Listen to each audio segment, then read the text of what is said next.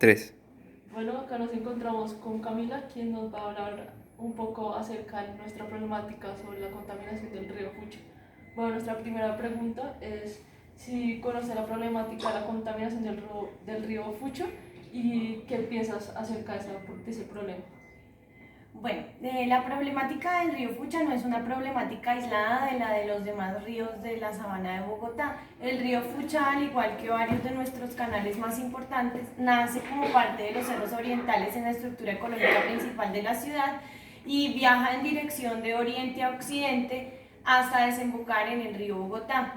Digamos que presenta, al igual que los otros canales como son Virrey, como son Salitre, como Tunjuelo, pues recibe la contaminación por aguas residuales y aguas de escorrentía de varias municipalidades, de varias localidades hasta llegar a la cuenca del río Bogotá. Adicionalmente hubo durante muchos años en Bogotá, pues ha existido, digamos, la tendencia de canalizar nuestros ríos y el río Fucha tiene 5 kilómetros canalizados, digamos que contribuyendo a que deje de ser más bien un río de ciudad y se convierta simplemente como en el colectivo popular, simplemente como en un canal de receptor de aguas residuales.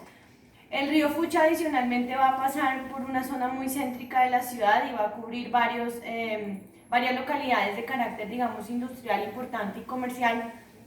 Por lo tanto, además de recibir aguas residuales de origen doméstico, va a recibir aguas residuales industriales y aguas residuales comerciales.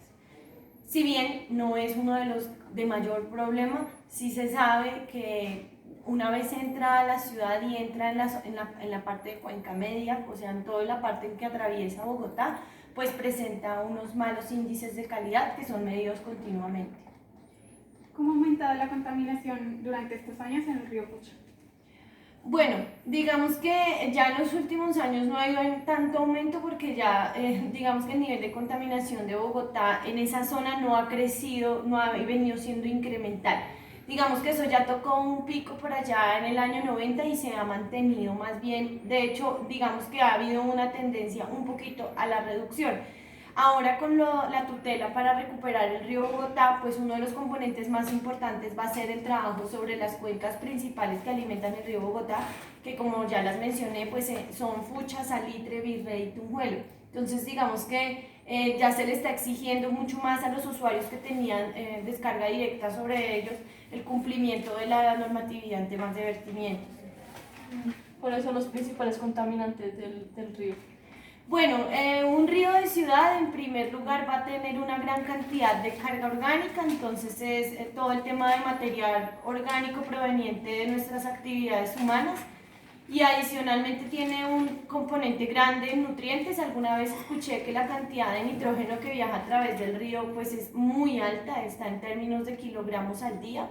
Tenemos nitrógeno, fósforo, al igual que obviamente hay contaminación por patógenos, contaminación por elementos de limpieza, entonces hay temas químicos, pero yo creería que más que nada, al ser un río pues principalmente alimentado por aguas residuales domésticas y de escorrentía, la materia orgánica, los nutrientes y los patógenos quizás serían los componentes que yo más revisaría del río.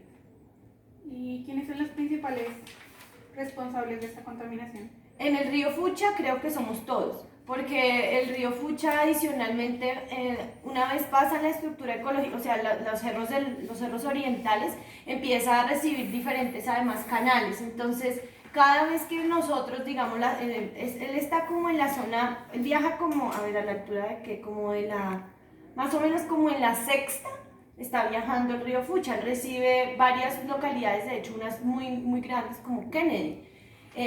Creo que la contaminación no tiene un solo usuario, digamos que sea responsable, sino que en general es toda la ciudad y todos los usuarios, porque si bien no estamos conectados directamente, sí influimos indirectamente mediante conexiones por canales o lo que les decía, incluso el agua escorrentía, que es la que se arrastra por la calle, con toda la contaminación que nosotros podemos dejar de basuras pues, en la calle.